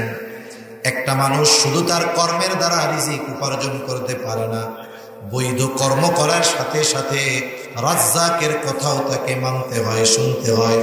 তাহলে দেখা যাবে বাস্তবে সে বরকতময় রিজিক পাবে। রাজ্জাক রিজিক পাওয়ার পদ্ধতি জানায় দিয়ে বলেন, ওয়া'মুরু আহলাকা বিস-সালাতি ওয়াসতাবির আলাইহা লা নাসআলুকা রিজকা নাহনু নারযুকুকা ওয়াল আকিবাতু লিত্তাকওয়া। আল্লাহ রাব্বুল আলামিন বলেন, ওয়া'মুর আহলাকা বিস-সালাতি ওয়াসতাবির আলাইহা, তুমি তোমার অধীনস্থ যারা আছে তাদেরকে নামাজের আদেশ দাও। ওয়াসতাবির আলাইহা, তুমিও তার উপরে অটল থাকো। একটু খেয়াল দিয়ে কথাটা শুনবেন। আল্লাহ তাআলা বলতেছে, তোমার অধীনস্থ যারা আছে তাদেরকে নামাজের আদেশ দাও, তুমিও নামাজের উপরে অটল থাকো। তুমি নামাজি, ঘরের মানুষ নামাজি, অর্থাৎ তুমিও মুসল্লি, ঘরের মানুষও মুসল্লি। কি লাভ? আল্লাহ তাআলা বলেন, লা নাসআলুকা রিজকা, বান্দা আমি আল্লাহ তোমার কাছে রিজিক চাই না। তোমরা যদি সকলে মুসল্লি হয়ে যাও, নাহনু নারযুকুকা, মুসল্লি হওয়ার কারণে আমি আল্লাহ তোমাদেরকে রিজিক দিয়ে দিব। রিজিক পরিমাণের উপরে নির্ভর করে না। অনেকে আছে 1 লাখ মাসে কামাই কইরাও ওর মাস শেষে ঋণ হইতে হয়। আবার অনেকে আছে বেতন মাসে 10,000, আলহামদুলিল্লাহ মাস শেষে আরো 2,000 ডাইনে থাকে। আছে না নাই? আমি উদাহরণ দিই বোঝানোর জন্য। আমাদের দেশের সবচাইতে বড় দায়িত্বশীল ব্যক্তিরা হলেন মসজিদের ইমাম সাহেবরা। কিন্তু বাস্তবতা হলো এনাদের সম্মান দায়িত্ব বড়, কিন্তু সম্মানীটা বড়ই কম। ঠিক না? সম্মানী বড়ই কম। আপনাদের এমপি সাহেব এই বিষয়ে মনে হয় পার্লামেন্টে বলছে যে আল্লাহ তাআলা তাকে উত্তম বিনিময় দান করুন। বাস্তবতা হলো সম্মানী অনেক কম। ওনাদেরকে যেই সম্মানী দেওয়া হয়, বাস্তবতা হলো যে ওই সম্মানী বা ওই বেতন দিয়ে সাধারণত একটা পরিবার 1 মাস নয় 15-20 দিন চালানো কঠিন। ঠিক কিনা বলেন? 10, 12, 15, 20,000 টাকা ইমাম সাহেবের বেতন খুব কমই আছে। ঢাকা শহরে 20,000 টাকা বেতনের মসজিদের ইমামের বেতন খুব কম আছে। এখন এরপরেও চলে কেন? চলারও কিছু কারণ তো আছে। আসলে যারা দ্বীনের উপরে চলে এরা আল্লাহ তাআলার উপরে ভরসা রাখে বেশি। এই 15-20 হাজার টাকা বেতন দিয়ে মাস চলার কথা না। তার পাশেই লোকজন আয়েশা হুজুরের কাছে বলে, হুজুর আমরা 3 জন ফ্যামিলিতে 40,000 টাকা বেতন পাই, আমাদের তো মাস শেষে আরো ঋণ করতে হয়। অথচ হুজুরের দেখা যাবে নিজে 2 জন আরো এক হালি আছে, মানে মোট 5-6 জন আছে, বেতন তার 15,000। কেমনে চলে? আল্লাহ তাআলা চালান, আল্লাহর মধ্যে বরকত দেয়। বরকত 2 ভাবে হয়। একটা হলো আল্লাহ সুবহানাহু ওয়া তাআলা সরাসরি ওই জিনিসের মধ্যে বরকত দেন। কেমনে দেন? বলে ওই যে আল্লাহর নবী সাল্লাল্লাহু আলাইহি ওয়াসাল্লাম গেছেন, খাবার আছে 8-10 জনের জন্য। নবীজি বলছেন তরকারিও করবা না, আবার রুটির খামিরাগুলোও ঢেকে রাখবা, যা আছে ভেতরে থাক। নবীজি নিজ হাতে বেড়ে দিচ্ছেন। 10 জনের খাবার প্রায় 1000-এর উপরে মানুষ তৃপ্ত সহকারে খাইছে। সুবহানাল্লাহ। এটা স্বয়ং বস্তুর মধ্যে আল্লাহ বরকত দেয়। আর একটা হলো বস্তুর মধ্যে দেয় না। একজনের দেখবেন যে অনেকে আছে খিদা লাগছে, 15 আইটেম খাইলেও পেট ভরে না। আর একজন আছে এই 3 টাকার 5 টাকার একটা রুটি নিছে, 5 টাকা দিয়ে একটা কলা নিছে, 1 গ্লাস পানি, তার পেট ভরে গেছে। ঠিক কিনা বলেন? বিভিন্ন পদ্ধতিতে আল্লাহ বরকত দেয়। এখন আসলে এই ইমাম সাহেব, ওলামায়ে কেরাম যারা আছে, মাদ্রাসার শিক্ষক, বেতন কম, তবে বরকত আসে কেন? কারণ আপনি কোন মাদ্রাসার মসজিদের ইমামের ঘরে বেনামাজি বউ পাবেন না। প্রত্যেকটা ইমামের ঘরের মানুষ নামাজি, তার স্ত্রী নামাজ পড়ে, তার সন্তানেরা নামাজ পড়ে, কন্যা নামাজ পড়ে, মা বাবা নামাজ পড়ে। 2 বছরের ছোট ল্যাংটা বাচ্চা মা বাবা যখন নামাজে যায়, সেও তখন আল্লাহর দরবারে সেজদা দেয়। আল্লাহ তাআলা এই সেজদাগুলো বিফলে দেয় না। এই ঘরের মানুষ সকলে নামাজি হওয়ার কারণে বেতন কম হলেও ওই বেতনের মধ্যে বরকত দিয়ে দেয় কে? এই চিন্তা করে আবার হুজুরকে বেতন কম দেওয়া যাবে না।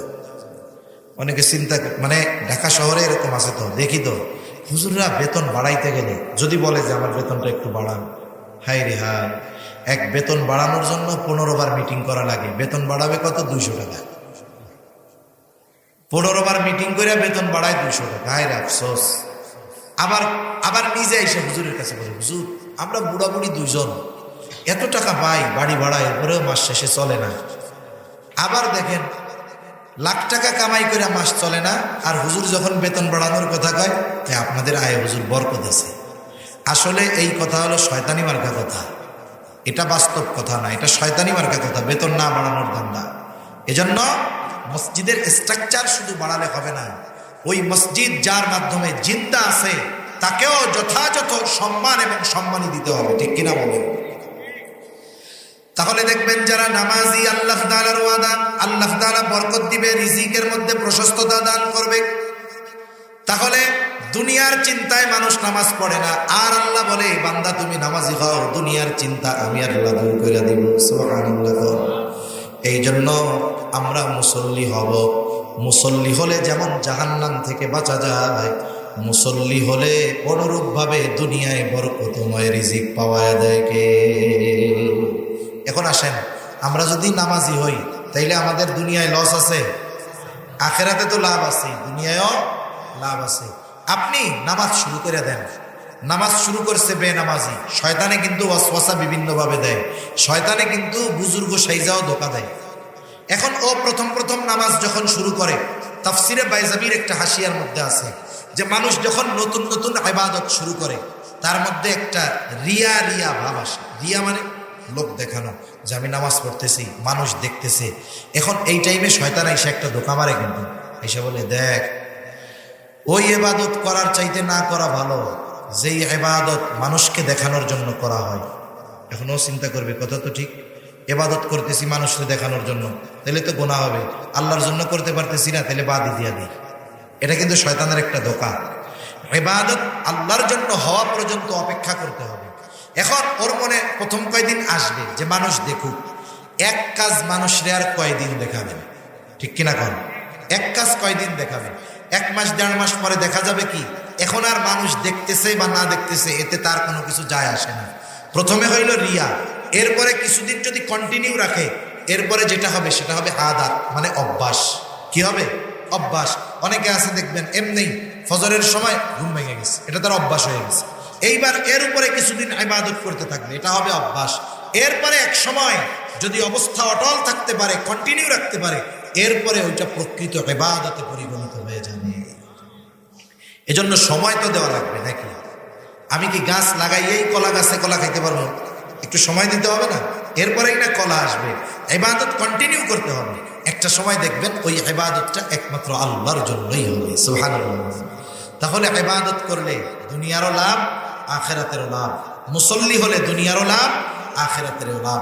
তাহলে জাহান্নামীর 1 নম্বর কারণ বলছে আমরা মুসল্লি ছিলাম না, আর আমরা মুসল্লি হব।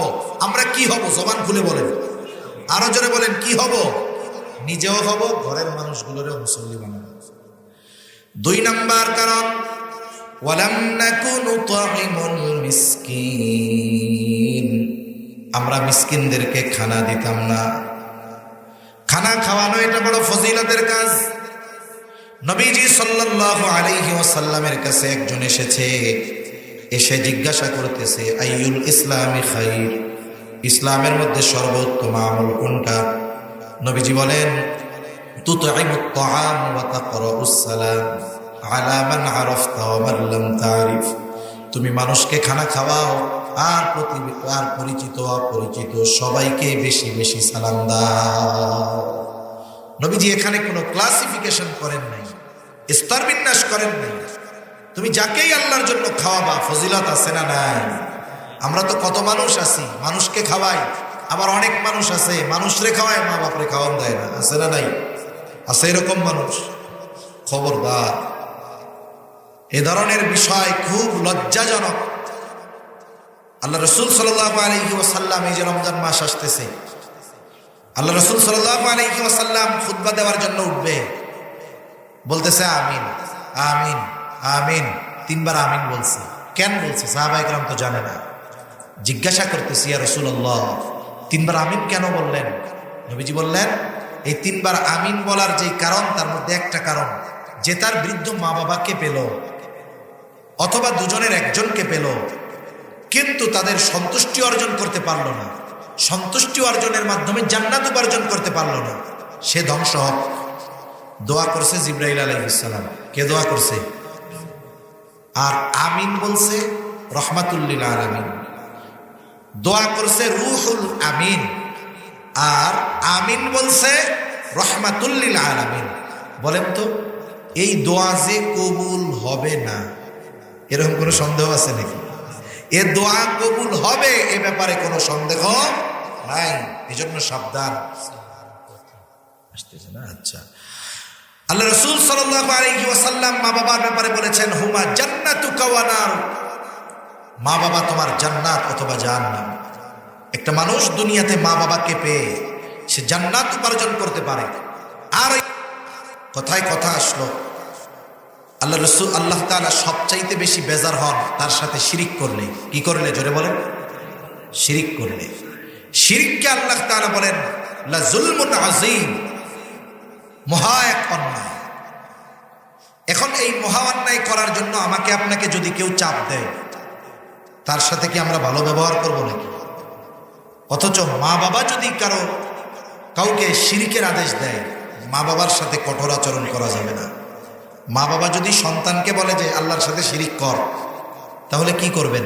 আল্লাহ তাআলা বলেন,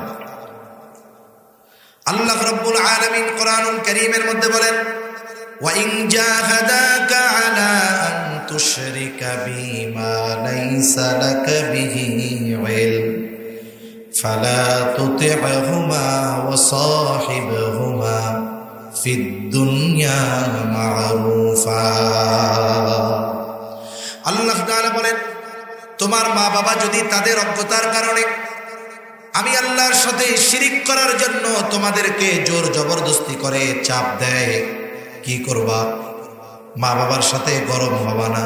আল্লাহর আদেশ ফালা তুতি'হুমা, এই আদেশের আনুগত্য করবা না। তবে এই আদেশ দেওয়ার কারণে মা বাবার সাথে খারাপ আচরণ করবা না, খানা বন্ধ করে দিবা না, চক্ষু গরম করে কথা বলবা না, উঁচু আওয়াজে কথা বলবা না। কি করবা? ওয়াসাহিবহুমা ফিদ দুনিয়া মা'রুফা, ওই মা বাপ যে শিরকের আদেশ দেয় তার সাথেও দুনিয়ায় তুমি সদাচরণ করবা, ভালো ব্যবহার করবা, তার হকগুলো তুমি আদায় করবা। সুবহানাল্লাহ। একটা মানুষের মা বাবার হক কি এটা বোঝার জন্য এর চাইতে আর কোনো কিছুর দরকার নেই। যে বুঝে 9 দিনে বুঝে, যে বুঝতে চায় না 900 বছর হায়াত পাইলেও সে বুঝবে না। ঠিক কিনা বলেন? নবীজির কাছে আসমা বিনতে আবি বকর রাদিয়াল্লাহু তাআলা এসে বলতেছি, ইয়া রাসূলুল্লাহ, আমার মা একজন মুশরিকা। আমার মা কি? মুশরিকা। সাথে সাথে আরো বলতেছে, শুধু তাই না, উনি আপনারে দেখতেই পারে না। উনি মাঝে মধ্যে আমার কাছে আসলে আমি কেমন আচরণ করব? নবীজি বললেন, আসলে তার সাথে সদাচরণ করবা, ভালো ব্যবহার করবা। সুবহানাল্লাহ। আর আমরা দেখি মাঝে মধ্যে প্রায় জায়গায় আমাদের দেশে মা বাপরে নিয়ে গোয়াল ঘরে থাকতে দেয়, নিজে 3 তলা বিল্ডিং বানায়া খুব আরাম হয়েছে, মা বাপকে নিয়ে গোয়াল ঘরে থাকতে দিচ্ছে, মা বাবাকে খাবার দেয় না। এক জায়গায় একদিন একজন দেখাইলো, একটু তরকারি না কি চাইছে, মা না বাপ। আরে নিজ ছেলে যার জন্য গোটা জীবন পানি করে দিয়েছে, হায় হায় লাথি মেরে বলতেছে, খাইলে খা, না খাইলে এখান থেকে যা। আস্তাগফিরুল্লাহ। সেজন্য আপনাদের অনুরোধ করি, আল্লাহ রাসূল সাল্লাল্লাহু আলাইহি ওয়াসাল্লাম বলেছেন, আল্লাহ তাআলা সব পাপের শাস্তি দেওয়ার ক্ষেত্রে বিলম্ব করেন, কিন্তু মা বাবার সাথে যারা খারাপ আচরণ করে, মা বাবার হক যারা আদায় করে না, এই শাস্তি আল্লাহ মরার পরে আখিরাতে দিবে তা নয়, এই শাস্তি দুনিয়াতে থাকতেই আল্লাহ তাআলা তাকে দেওয়া শুরু করে। এজন্য সাবধান। অনুরোধ করব, যদি এরকম কেউ থাকেন মা বাবার সাথে খারাপ আচরণ কেউ করে, তাকে বুঝান। যদি কেউ করে থাকেন তার কাছে কর জোড়ে বলি, মা বাবা আল্লাহ তাআলা সন্তানের প্রতি এমন মোহাব্বত মা বাবার দিলে দিয়েছে, আপনি যদি বিগত 30 বছর তার সাথে খারাপ আচরণ করে থাকেন, আজকে গিয়ে যদি পায়ে ধরে মাপ চান, বুকের মধ্যে জড়ায় নেন, আল্লাহর কসম মাফ চান, ওই মা বাবার সাথে সাথে ক্ষমা করে দেব। ঠিক কিনা বলুন? এজন্য মা বাবার সাথে খারাপ আচরণ করবে না। যে কথার থেকে গেলাম, খানা খাওয়ানো এটা ফজিলতের কাজ। আপনি যাকেই খাওয়ান আল্লাহর জন্য যদি খাওয়ান, ফজিলত আছে না নাই? সেজন্য আমরা খানা খাওয়াবো। এই যে রমজান মাস আসতেছে, আপনাদের যাদের অ্যাবিলিটি আছে, ধনী মানুষ, দরিদ্রদেরকে কিছু দিবেন। রোজা রাখতে কষ্ট হয়, জমিনে কাজ করে, কৃষি কাজ করে কষ্ট হয়, আপনি তাদেরকে আপনার বাড়ির মেহমান বানায় নেন। আপনার কারণে সে যদি রোজা রাখতে কষ্ট কম হয়, সেও দোয়া করবে, আর তার রোজা রাখার কারণে তার রোজার সমপরিমাণ সওয়াব আল্লাহ তাআলা আপনার আমার আমলনামায় লিখে দিবে। 3 নাম্বার কারণ, আচ্ছা শেষ করে দিচ্ছি, চলে আসো। 3 নাম্বার, জাহান্নামীরা জাহান্নামে যাওয়ার 3 নাম্বার কারণ কি? ওয়াকুন্না নাখুদু মা'আল খাইদিন, অনর্থক অহেতুক কথাবার্তায় যারা লিপ্ত থাকতো তাদের সাথেও আমরা গিয়া থাকতাম। আমাদের দেশের অধিকাংশ চায়ের দোকান অনর্থক একটা মজলিস, ঠিক কিনা বলেন? দুনিয়ার 2টা মজলিসে বসবো। একটা হলো যেই মসজিদে যেই মজলিসে দুনিয়ার কল্যাণ আছে, দুনিয়াবি কিছু ভালো কাজ আছে না, সামাজিক কিছু কাজ আছে, এই ধরনের মজলিস। 2 নাম্বার ওই মজলিস যেখানে আখিরাতের উপকার আছে। এই 2 ধরনের মজলিস ছাড়া বুজুর্গানে দিন অন্যান্য মজলিসে বসতে মানা করছেন, কারণ অন্যান্য প্রত্যেকটা মজলিসে গুনাহ হয় কোনো না কোনোভাবে। এই জন্য আমরা দুনিয়াবি গুনার মজলিসগুলো থেকে বেঁচে থাকবো। 4 নাম্বার কারণ বলতেছে ওয়াকুন্না নুকাযযিবু বিয়াউমিদ্দিন, জাহান্নামীরা বলবে আমরা কিয়ামতের দিবসকে অস্বীকার করতাম। এটা 2 ভাবে হতে পারে। একটা হলো সরাসরি কিয়ামতকে অস্বীকার করা, আর একটা হলো কিয়ামতের ব্যাপারে, পরকালের ব্যাপারে উদাসীন থাকা। কেউ যদি কিয়ামতকে অস্বীকার করে নিঃসন্দেহে সে বেঈমান, কোনো সন্দেহ নেই। আবার কেউ যদি কিয়ামতের ব্যাপারে উদাসীন থাকে, এই উদাসীনতার কারণে যদি আল্লাহ তাআলার আদেশ নিষেধ মেনে না চলে, তাকেও দীর্ঘকাল জাহান্নামের মধ্যে অবস্থান করতে হবে। এইবার এই 4টি কারণ জাহান্নামীরা জাহান্নামে যাওয়ার কারণ হিসাবে বলল। তারা মুসল্লি নয়, আমরা মুসল্লি হব। তারা মিসকিন অসহায় দরিদ্র মানুষকে খাওয়া দেয় না, আমরা খাবার দিব। তারা অনর্থক মজলিসে সময় ব্যয় করে, আমরা দ্বীনি মজলিসে সময় ব্যয় করব। তারা আখিরাতের ব্যাপারে উদাসীন অবিশ্বাসী, আমরা আখিরাতের ব্যাপারে দৃঢ় বিশ্বাসী হব। এবার তারা বলতেছে হাত্তা আতানাল ইয়াকিন, একটা সময় দৃঢ় সত্যের আগমন ঘটলো, মৃত্যু চলে আসলো, মারা গেলাম, তাওবা করতে পারলাম না, ঠিকানা হয়ে গেল জাহান্নাম। আর আল্লাহ তাআলা বলেন ফামা তানফাউহুম শাফাআতুশ শাফিঈন। আল্লাহ তাআলা বলেন এই যে 4 কারণ নিয়ে যারা জাহান্নামে গেল, আল্লাহ তাদের ব্যাপারে কি বলতেছেন? যে কোনো সুপারিশকারীর সুপারিশ তাদের জন্য গ্রহণ করা হবে না। সেজন্য সম্মানিত উপস্থিতি, এই যে সুন্দর একটা আয়োজন, এখান থেকে আমরা কিছু কথা শুনলাম। এত ব্যয় করে এত সুন্দর আয়োজন, যদি আমরা আমাদের জীবনের সাথে কথাগুলোকে আমলে পরিণত না করি, তাহলে ক্ষতিটা আমাদের জন্য, ঠিক কিনা বলেন? এজন্য আজকে থেকে, এখন থেকে আমাদের প্রতিশ্রুতি হবে এটা, শত ব্যস্ততা থাক, আমরা কখনো নামাজ ছাড়ব। 2 নাম্বার, আমার কাছে যদি কেউ খাবার চায়, আমার অ্যাবিলিটি থাকলে আমি দিব, না দিতে পারলে তাকে উত্তম ব্যবহারের দ্বারা ফিরিয়ে দিব। আমার কাছে নাই, আমি আমার বন্ধু পরিচিত জনকে বলবো তুমি একটু দাও, 10টা টাকা দিয়ে একটা রুটি কলা কিনা দাও। কি হলো? ও 10 টাকা দিয়ে খাওয়াইয়া সওয়াব পাইলো, আমি সুপারিশ করে সমপরিমাণ সওয়াব পাইলাম। ঠিক আছে না? 3 নাম্বার, অনর্থক মজলিসে বসবো না। যেসব মজলিসে গুনাহ হয় ওসব জায়গায় বসবো না। দুনিয়ার কল্যাণ যে সব জায়গায় আছে এবং আখিরাতের কল্যাণ যে সব জায়গায় আছে, ওইসব মজলিসের মধ্যে বসবো। 4 নাম্বার, কিয়ামতের ব্যাপারে দৃঢ় বিশ্বাসী হব। ওই যে ডান হাতে যে আমলনামা পাইছে, কি বলছে? ইন্নী যানাতু আন্নী মুলাকিন হিসাবিয়া, আমি দুনিয়ায় এই ব্যাপারে দৃঢ় বিশ্বাসী ছিলাম যে আমাকে কিয়ামতের দিন আল্লাহর সামনে আমার হিসাবের মুখোমুখি হতে হবে। এজন্য কিয়ামতের প্রতি যার যত বিশ্বাস বেশি, দুনিয়ায় দেখবেন তার কর্ম আমল তত সুন্দর। অনেক মানুষ আছে না, অন্যায় করার সুযোগ থাকার পরেও করে না। বলে আপনি কি করতেছেন? আপনার চাইতে ছোট পদের মানুষ কোটি টাকার মালিক হয়ে গেল। বলে ভাই, করার সুযোগ তো আছে, কিন্তু আল্লাহর ভয় আছে না নাই? সেজন্য আখিরাতের ভয় মানুষকে বাস্তব মানুষে পরিণত করে। আল্লাহ সুবহানাহু ওয়া তাআলা এই 4টি বিষয়, যেই কারণগুলোতে জাহান্নামীরা জাহান্নামী, ওই কারণগুলো থেকে আমাদের বেঁচে থাকার তৌফিক আল্লাহ দান করুন। সকলে জবান খুলে বলি আমিন, আরো জোরে বলি আমিন। ওয়া আখিরু দাওয়ানা আনিল হামদুলিল্লাহি রাব্বিল আলামিন। আসসালামু আলাইকুম ওয়া রাহমাতুল্লাহি ওয়া বারাকাতুহু।